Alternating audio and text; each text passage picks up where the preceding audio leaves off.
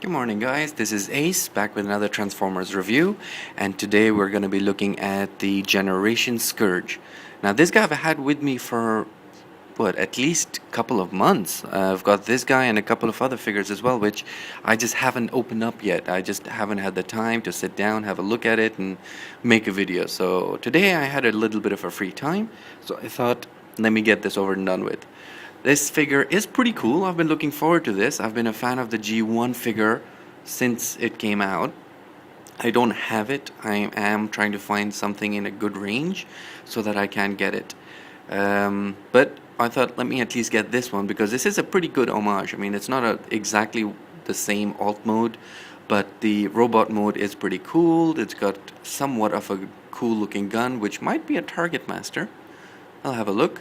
And you know, it's a good homage to the G1 character. The packaging is pretty typical.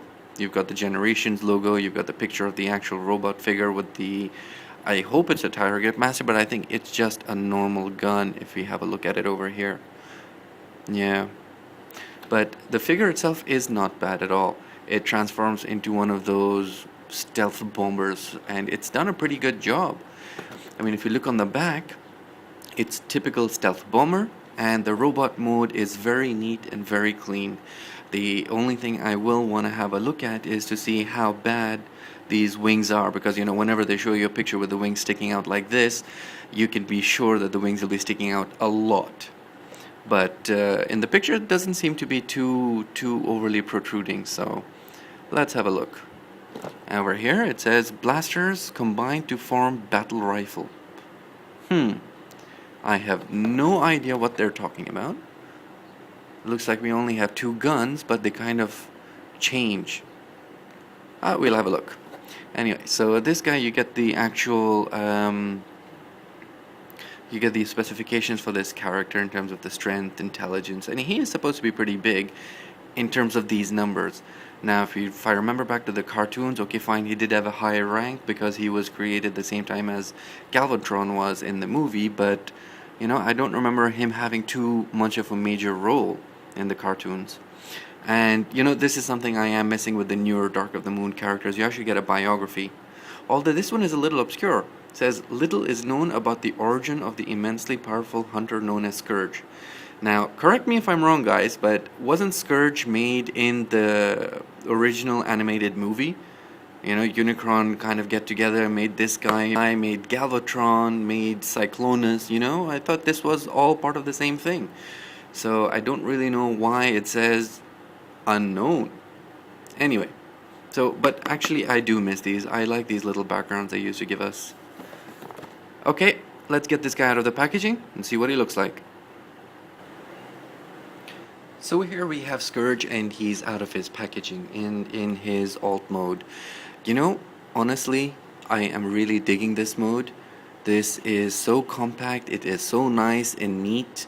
I mean, no matter which way you look at it, I mean, there are no robot parts available or this, you know, just in view at all. It's really, really neat, really, really tidy. I really like the way they've done this. Now the only issue with this that I can see is this might be a major shell former, which I don't like. I hate the part about getting all these panels just to fit in perfectly so it looks good. But I'm hoping it's not that. Now the alt mode itself is very nice. They've got basically the blue, you've got the gray, and you've got the white. And even the white itself, it's not a pure white, it's a very, very light gray. And as you can see, it has some amazing detail works on the figure itself. I'm thinking of actually going in and doing some panel lining just to bring out all these details, because as you can see, there's a lot of beautiful detail on both sides. You know, it would be great to get these things to come out and maybe do a little bit of coloring or something just to bring the whole thing out a little bit. But overall, it's really, really cool. Very accurate to the actual vehicle mode itself, and you know, the thing is that you do get a little bit of the landing gear here, as you can see, but the thing is these are not proper tires, they don't even roll or anything, they're literally there just for cosmetics. So you're not gonna get any movement out of there. This guy doesn't roll at all. I mean, you can push him if you want to, but it's just gonna slide. It's not gonna roll or anything. Now, Along with this, you do get the gun itself. And I kind of understand now why it says the blasters combine to make a battle rifle. Now what the hell a battle rifle is, I have no idea, but as you can see, we have this thing which comes as part of its weapon.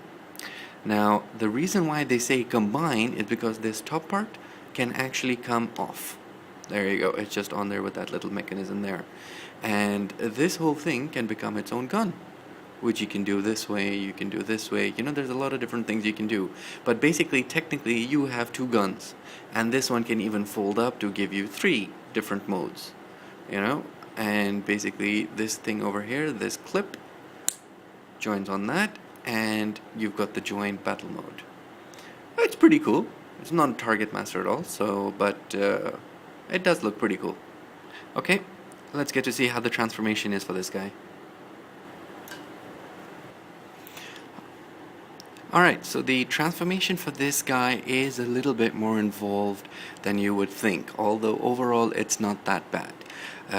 You just have to be a little bit careful. Luckily this guy is not a panel former, so I'm very happy about that. And the engineering that they've used to actually get this guy to be from this league to be robot mode, very nicely done. I'm very happy the way they've done that. Okay, to start off, basically the first thing we want to do is fold up the landing gear, and that's just folding these pieces down and this piece down over here. Now one thing you have to be careful of is that if you push this up, then this literally pushes up the head, which is interesting, you know. I remember seeing it from the actual cartoons that, you know, there were a few scenes where this guy was flying around in his alt mode and he did have his head out, so it's nice that they put this little touch in. But let's just put that down for now. Okay, so the first thing we want to do is just literally just open up the wings a little bit, and you just pull them out a little bit to the side. Now the other thing is that this whole piece is kind of on a joint, which lets you bring the whole wing section up, and this is what we want to play with.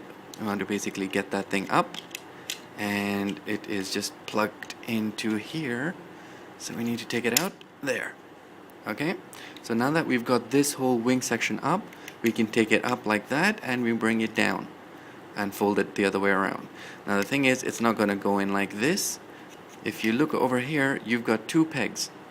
These 2 kind of wideish pegs are going to be going into these 2 holes here, which can get a little tricky. There's just basically one joint here, one joint here, and one joint here. So you just kind of have to maneuver them around a little bit so that these fit in on the back there like that.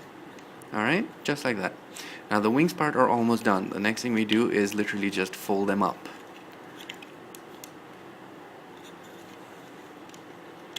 There we go. Because they're on hinges as well, so we just have to take them up and put them in like that. And this will give them a little bit more clearance so they don't look as wide on this guy's back. Just like that. Okay, just make sure this thing is securely in. Next thing we want to do is the legs, and this whole section is the legs. It's kind of nice how they've done it. We pull it out a little bit and we extend it. This automatically opens them up. We can then do this, and then we just bend this part out, which will reveal the legs. Oh, sorry, the feet. And once we do that, the legs are pretty much done. Now, the other thing you'll notice is that the crotch piece is in over there, so we need to twist. But before we do that, we need to clear some space. So again, we literally just pull out on the sides, and we get the arms almost done. We can move this up like that, so we get the head. Now this part is pretty cool. What you do is you take this part down. This then allows you to rotate the waist like that. No, wait. Before we rotate the waist, this whole section where you have the beautiful Decepticon logo is the chest, which we move up. Just like that. That will reveal the stomach area, and this will then give you the clearing to rotate the waist. Alright? And then we just rotate this part around, and we've got the bottom half done. The top half is almost done as well. The only thing we need to do is the hands. Now, in my opinion, for the whole robot mode, this is the only thing that just looks a little bit out of place in my opinion. So you turn this around, and then you've got these little pegs here. push him down, and out come the hands. Just like that. Do the same thing on the other side. Turn it around. Push down on this. And there we go. Here we have Scourge, Transformers Generations in his robot mode. This is a little bit loose, so just make sure you put it in all the way so it doesn't keep popping off. And there you go. We have Transformers Generations Scourge. So the robot mode of this guy is good. I will give it that. It does look a lot like its G1 counterpart. I love how they've given him the head cannon, head gun, whatever you want to call it. The wings themselves do extend off to the side quite a bit, much more than the picture would show, but they're okay. You know, they just go with the overall looks of the figure, so I can't complain.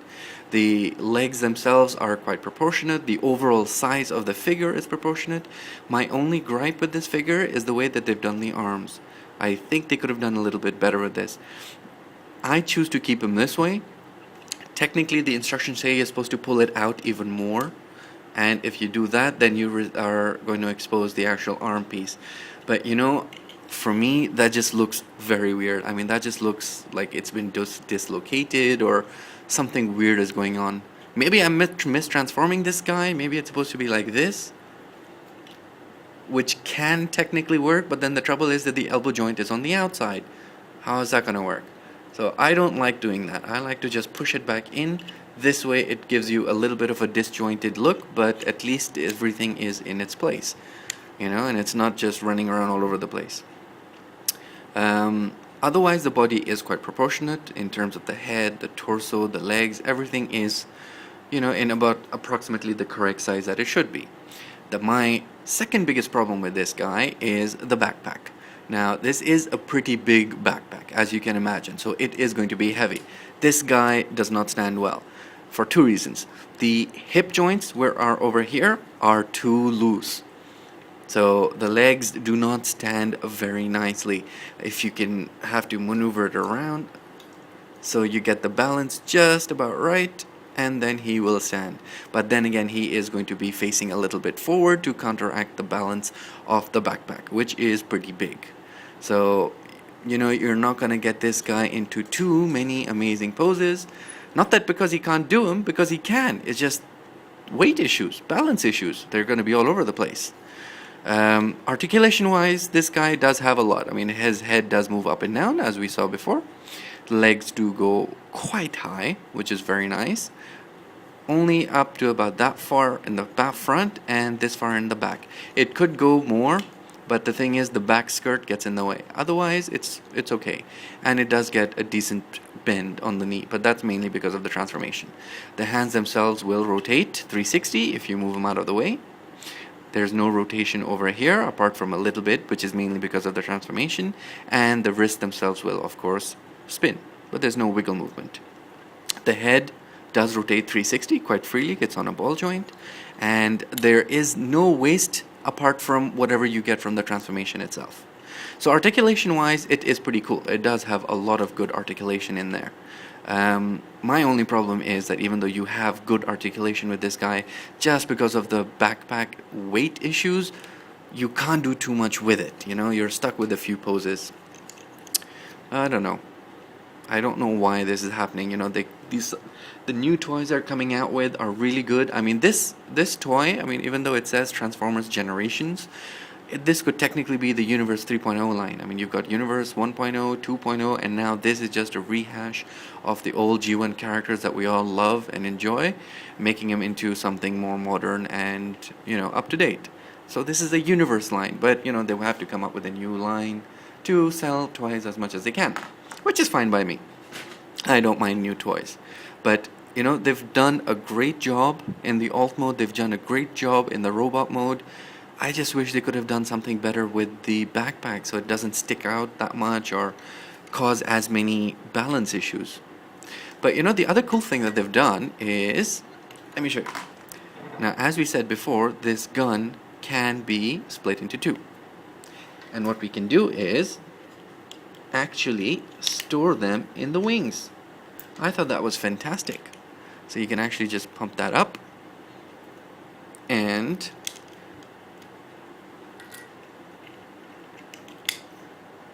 sorry, you can actually store this away, this one, quite nicely over here. And then this one will close up. Same thing on the other side. You've got a little bit more space so you can put in the bigger gun.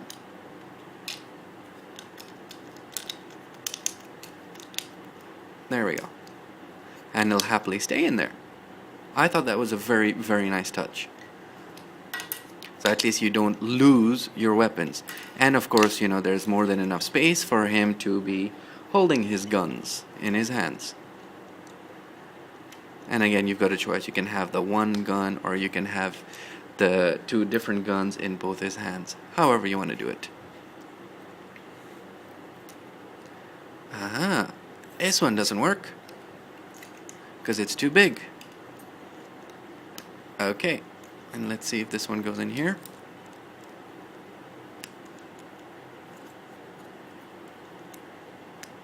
Okay, that's also something interesting. The guns are hand specific. So this one, which is on the top of the main joint blaster mode, can only go in his left hand, whereas the big one, the one at the bottom, can go in his right hand. This one cannot go in this hand because the handle is just too big. That's interesting. I never thought they would actually do something like that, but interesting. Okay, that's my review for the Transformer Generation Scourge. I hope you've enjoyed it. Do please rate, comment, and subscribe. I definitely look forward to your feedback and your thoughts on these videos. Of course, do subscribe. There's a lot more good stuff coming up. I'm going to be doing a Beast Wars figure. I don't have too many of them, but I'll do the couple that I have. And of course, my next Gunpla project as well, which is probably going to be the Master Grade MK2 AEUG Prototype Mobile Suit RX-178. Alright, this is Ace, signing off. I will see you guys at the next review.